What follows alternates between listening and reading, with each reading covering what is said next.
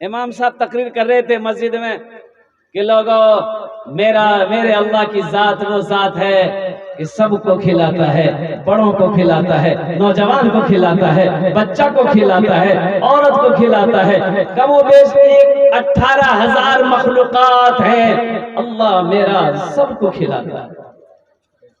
भाई अल्लाह खिलाता कि नहीं? अल्लाह। तो एक नौजवान खड़ा हुआ, बोले इमाम साहब, अल्लाह सबको खिलाता है, ये तो बात सही है, लेकिन अगर हम नहीं खाना चाहे तो कैसे खिलाएगा? अच्छा, काहे न खाना चाहेगा तुम? बोला नहीं, अगर हम नहीं खाएं तो अल्लाह कैसे खिलाएगा? बोला एकदम खिलाएगा। इमाम साहब ने कहा कि अल्लाह खिलेवे करेगा। अल्लाह का कुरान कहता है वमा मिन दाब्बतिन फिल अर्दि इल्ला अलल्लाहि रिज़्कुहा, रोए जमीन में कोई ऐसी मखलूक नहीं जिसका रिज़्क का जिम्मा अल्लाह के ऊपर ना। ये नौजवान घर आया, स्ट्राइक कर दिया, बोला नहीं मैं खाना नहीं खाऊं, देखो अल्लाह करने खिला हमको। माँ कहती है कि बेटा खाना खा ले, बोला नहीं माँ मैं खाना नहीं खाऊं। माँ तो माँ होती है ना भाई, माँ परेशान होगी कि नहीं होगी? माँ तो माँ होती है। अभी शायर साहब बहुत अच्छे कलाम आपको सुना रहे थे माँ के ऊपर। माँ तो माँ होती है। हर चीज तो मिल जाएगी बाजार में, लेकिन बाजार में लेकिन माँ बाप से बढ़कर कोई दौलत न मिलेगी। हर चीज तो मिल जाएगी बाजार में, लेकिन बाजार में लेकिन माँ बाप से बढ़कर कोई दौलत न मिलेगी। माँ तो माँ है ना। माँ परेशान हो गई और बेटे के आगे खाना रख दी। ए बेटा मोरलाल, मोड़ पे कलेजे टुकड़ा, एक खाना खा ले बेटा। बेटे ने कहा कि माँ एकदम नहीं, मैं खाने में हाथ नहीं लगाऊंगा, मैंने स्ट्राइक किया है। देखे अल्लाह हमको कैसे खिलाते हैं। घर से बाहर कुछ दूरी पे जंगल था, जंगल चला गया। बोला घर में रहेंगे माँ परेशान करेगी खाने के लिए, वो जंगल चला गया। बोले जंगल चले जाएंगे तो वहां कोई डिस्टर्ब नहीं करेगा। तो माँ होती, माँ थाली में खाना सजा कर जंगल लेके चली गई। बोले बेटा खा ले बेटा, दी टाइम है गई है बेटा, ती खाना निकालो, कमजोर है जाओ बेटा, खा ले बेटा। बेटा बोला कि नहीं खाऊं। तो माँ वही खाना रख के घर चली आई कि अकेले रहेगा, खाना खा लेगा, भूख लगेगी खाना खा लेगा। ये नौजवान बोला कि अगर खाने के पास रहेंगे तो ये इसकी खुशबू हमको परेशान करेगी। वो खाना वहीं छोड़ दिया और कुछ कदम के फासले पे जाके सो गया। जंगल था, कुछ डाकू लोग उसी जंगल में आता था, डकैती का मशवरा करता था। तो अब 10-12 डाकू आ गए। वो जंगल में आया, दाखिल हुआ, देखा खाना रखा हुआ है। तो एक डाकू बोला कि भैया क्या किस्मत, देखो इतना अच्छा खाना है। तो हाथ लगाना चाहा तो डाकू का सरदार बोला खबरदार इस खाने में हाथ मत लगाना, हो सकता है किसी की साजिश हो, इस खाने में हो ना हो जहर हो।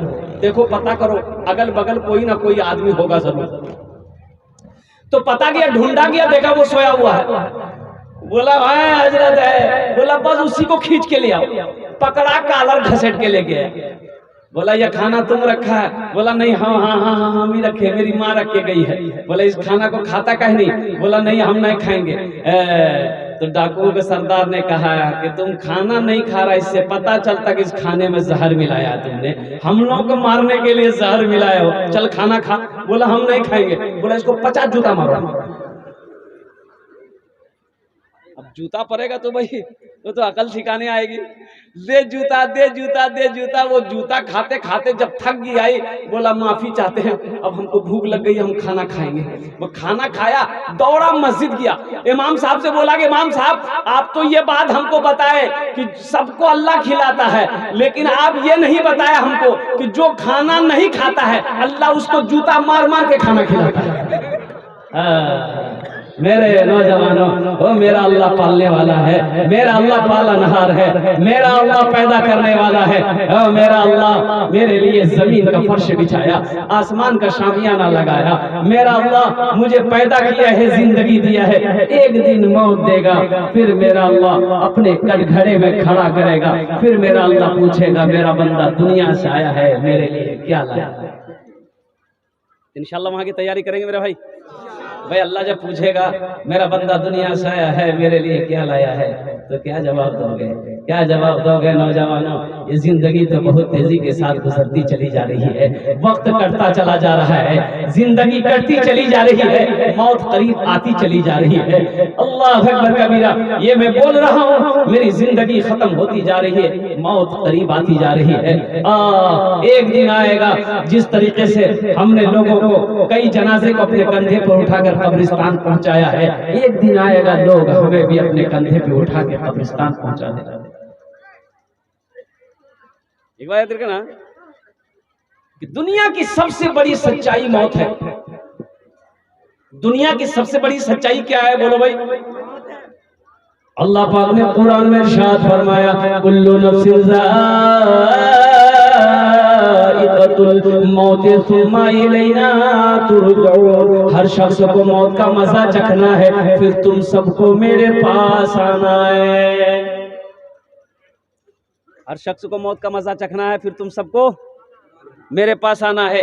23 साल का नौजवान, अजय ये नौजवान लोग, हमारा नौजवान लोग भी समझता है कि मौत उस भी दिखाल जावे, अभी तो हम नौजवान हैं, मरने मरेगा तो बूढ़ा लो, हम काहे मरे। ये जो कोरोना की जो बीमारी आई, ये कितना नौजवान टपक गया। कोरोना की बीमारी में ना जाने कितने नौजवान चले गए। देखिए मौत तो मुतय्यन है, वो मुकर्रर है। अल्लाह ने कह दिया कुरान में, मौत का वक्त मुतय्यन है, मुकर्रर है। ना आधा सेकंड उधर ना आधा सेकंड इधर, वो जिस वक्त आने वाली रहेगी वो आकर रहेगी। वो जिस वक्त आने वाली रहेगी, वो आने वाली होगी, वो आकर रहेगी। और नौजवानों सुनो, अगर मौत चेहरा देख कर आती, मौत अगर पैसा देख कर आती, दौलत देख कर आती, तो बड़े लोग कभी नहीं मरते। भाई पैसा वाला मरता, पैसा वाला मरता। मौत आती, बोला मुझे एक आदमी चाहिए, तो ये अमीर लोग पैसा वाला लोग गरीब को ढकेल देता, यहाँ नहीं जा झमेला खत्म। लेकिन क्या मेरे रब का फैसला है, कुर्बान जाओ। सबका वक्त मुतय्यन कर दिया, सबका वक्त मुकर्रर कर दिया है। जिस वक्त जिसकी मौत आनी है आकर रहेगी। हजरत सुलेमान अलैहिस्सलाम वो बैतुल मुक़द्दस बना रहे हैं, जिन्नातों से मस्जिद तामीर करवा रहे हैं। यूं मिंबर पर बैठे हैं, हाथ में लट्ठी है, पकड़ कर बैठे हुए हैं, जिन्नात लोग काम कर रहा है। लेकिन कुर्बान जाओ, पैगंबर पर मौत अल्लाह ने जारी किया, पैगंबर पर मौत तारी किया अल्लाह। हजरत सुलेमान अलैहिस्सलाम बैठे ही रहे और जिसमें से रूह परवाज कर गई। कुर्बान जाओ, जिन्नात लोग काम करते रहे। वो जिन्नात लोगों को तब पता चला जब लट्ठी में घुन लग गया, वो लट्ठी टूट गई तो आप जमीन पर लुढ़के, तो जब जिन्नात लोग समझा को हो अल्लाह के पैगंबर का इंतकाल हो गया है। मेरे भाइयों, ये मौत न किसी को छोड़ी है न किसी को छोड़ेगी। अकलमंद इंसान वो है, अकलमंद इंसान वो है, होशियार इंसान वो है जो दुनिया में रह के वहां की तैयारी करे। इंशाल्लाह करेंगे। कितने लोग करेंगे मेरे भाई? क्यों आए थे इस दुनिया में, जाना है मालूम नहीं। क्यों आए थे इस दुनिया में, जाना है मालूम नहीं। भाई जाना भी है, यहाँ क्यों आए थे कभी आपने गौर किया? एक बात याद रखना, ढेर चालाक कभी कभी गड्ढे में गिर जाता है। ना जाने कितने नौजवान चला गया, पहलवान चला गया, बादशाह चला गया, वजीर चला गया, हामान चला गया, कारून चला गया, शद्दाद चला गया, फिरौन चला गया। कुर्बान जाओ मेरे नौजवानों, एक दिन आएगा हम भी चले जाएंगे, तुम्हें भी जाना होगा। ये दुनिया मुसाफिर खाना है, ये दुनिया मुसाफिर खाना है। और एक बात याद रखना मेरे बच्चों, इस दुनिया में आने की तरतीब है, इस दुनिया के से जाने की तरतीब नहीं है। इस दुनिया में आने की तरतीब है, डिसिप्लिन है, एक लाइन है कि पहले दादा आता है, फिर बाप आएगा, फिर पोता आएगा। कि पहले पोता आता है, पहले पोता आ जाएगा, नहीं होगा। भाई डिसिप्लिन है, तरतीब है। इस दुनिया में सबसे पहले दादा आएगा, फिर बाप आएगा, फिर पोता आएगा, लेकिन कुर्बान जाओ, इस दुनिया से जाने की कोई तरतीब नहीं है। दादा रह जाता है, पोता चला जाता है, बाप रह जाता है, बेटा चला जाता है, माँ रह जाती है, बेटी चली जाती है, नानी रह जाती है, नवासा चला जाता है। इस दुनिया में आने की तरतीब तो है मेरे बच्चों, नौजवानों, लेकिन जाने की कोई तरतीब नहीं है। ढेर चालाक आदमी कभी कभी गड्ढे में गिर जाता है। एक आदमी को पटना जाना था, एक किशनगंज में वो पटने वाली ट्रेन में चढ़ा। अब इतनी भीड़ थी, जिस डिब्बे में चढ़ा रोशनी भी कम है, इतनी भीड़ के पैर रखने की जगह नहीं। अभी आदमी सोचा पटना जाना से बोसवार जगह नहीं से ईशान मैं खड़ा करने जाऊँ। मैं आदमी था चालाक, होशियार आदमी था, बोला अच्छा दिमाग इखान मुँह चला हुआ है। वो दिमाग चलाया क्या, ओ लाइट तो कम थी, रात का वक्त तो चिल्लाया सांप सांप सांप सांप सांप। अब सांप की बात सुन के हरकम मच गया। कोई उसको ढकेल रहा, कोई उसको धक्का मार रहा, कोई उसको धक्का मार रहा, कोई खिड़की से कूद रहा, कोई दरवाजे से फान रहा। देखते देखते पूरा डिब्बा खाली हो गया। ये आदमी बोला क्या, बताओ थोड़ी देर पहले पैर रखने की जगह नहीं, अभी तो पूरे डिब्बे खाली हो गया। चादर ने बैग खोला, चादर निकाला, सिर पे बिछाया, एक चादर ओढ़ के सो गया कि अब हम पटना पहुंच जाएंगे। नींद आ गई। सुबह नींद खुली, चाय वाले ने आवाज लगाई, चाय पी लो चाय पी लो। तो ये चाय वाला को बुलाया, बोले जानोस, बोले एक टमुक चाय पिला।